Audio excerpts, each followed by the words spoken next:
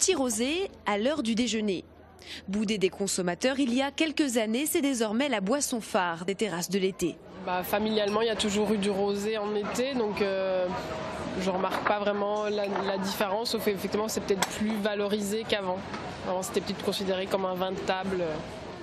Grâce à de nombreuses campagnes de communication et aux efforts des vignerons, le rosé de Provence s'est débarrassé de son étiquette de vin de mauvaise qualité, un peu démodé.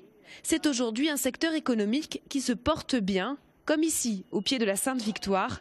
Malgré le mauvais temps du mois d'août, les ventes en France sont stables cet été. Mais la nouveauté pour les vignobles d'appellation Côte de Provence Sainte-Victoire, c'est l'exportation à l'étranger. Et depuis maintenant 4-5 ans, ça ne fait qu'augmenter, avec principalement une envolée des ventes extrêmement forte aux États-Unis, où on est en train vraiment de rentrer dans un phénomène, je ne dis pas peut-être de société, en tout cas sur une ville comme New York, c'est très net. Aujourd'hui, boire du rosé de Provence, c'est quelque chose de très branché à New York. L'export ne représentait que 5 à 10% du chiffre d'affaires il y a 3 ans. C'est désormais 17 à 18% de la production de Côte de Provence qui est vendue à l'étranger. Mais revers de la hausse de la demande pour le consommateur, les prix augmentent. Aujourd'hui, une bouteille de rosé de Provence coûte en moyenne 4,30 €.